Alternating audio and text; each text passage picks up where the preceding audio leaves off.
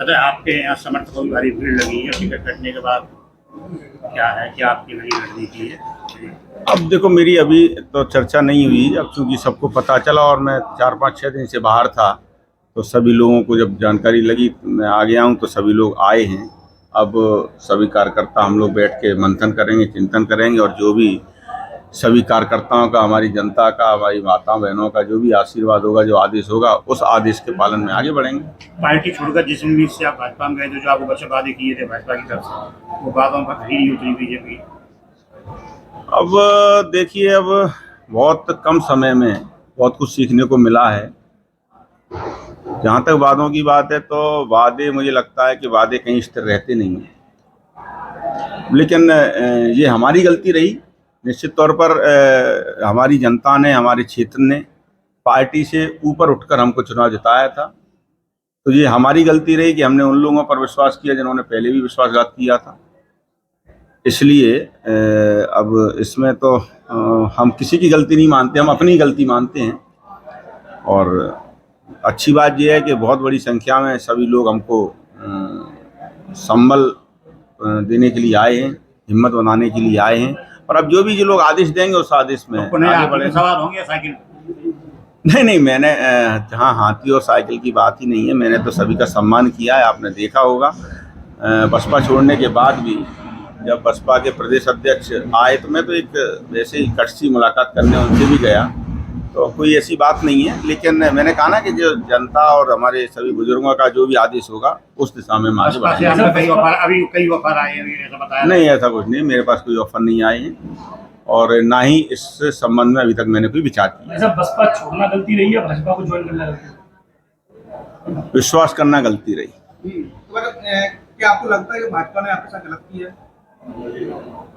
मुझे तो लगता है कि गलत किया है, निश्चित तौर मुझे लगता है, क्योंकि मैं भारतीय जनता पार्टी के टिकट पर चुनाव नहीं जीता था।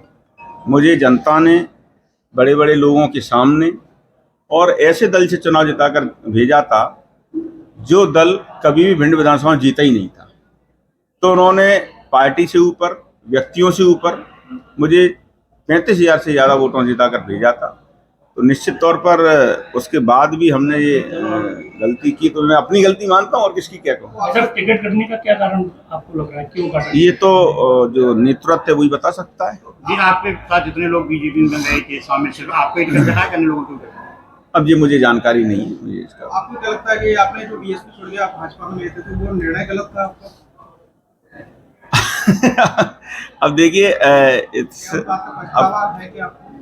नहीं, देखिए, क्या हम कई चीज़ें देख के करते हैं जो हमको दिखता है, और क्षेत्र के विकास के लिए और अपने लोगों के मन के लिए।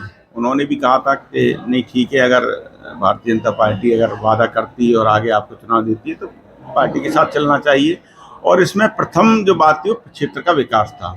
और मैंने इतने कम समय में कोरोना की लड़ाई लड़ने के बाद भी, कोरोना का समय खराब होने के बाद भी, मैंने इतने कम समय में भिंड का विकास किया। वो लोगों को दिख रहा है, मेरे को कहने की आवश्यकता नहीं है। चाहे वो जैन समाज के कीर्ति स्तंभ की बात हो, चाहे वो भिंड में मेडिकल कॉलेज की घोषणा की बात हो, चाहे भिंड को नगर निगम बनाने की बात हो। पहले भी कई मंत्री रहे, कई विधायक रहे, लेकिन उन्होंने किसी इस दिशा में काम नहीं किया। सड़कों की बात हो, शिक्षा की बात हो, सब हर जगह बेहतर काम करने का प्रयास किया। मुझे लगता है इसी का मुझे ये नतीजा मिल रहा है। 11 लोगों का समर्थकों का जो हुजूम निभाया, अगर ये कहता है कि चुनाव मैदान में आओ तो क्या? देखिए, हम पहले भी कहते रहे हैं कि हम तो घोड़े हैं और हमको चलाने वाली जनता है। तो अगर जनता कहेगी कि घोड़ा टिक टिक कर, तो उस दिशा में आगे बढ़ेंगे। जब कांग्रेस छोड़कर भाजपा में आए थे, ओपीएस भदौरिया, या बसपा छोड़ के भाजपा में आए थे, इन्हीं लोगों का टिकट कटाया इस पर कुछ? देखिए, अब मैंने कहा ना, इसमें छोड़ के आने की या उसकी कोई बात नहीं है।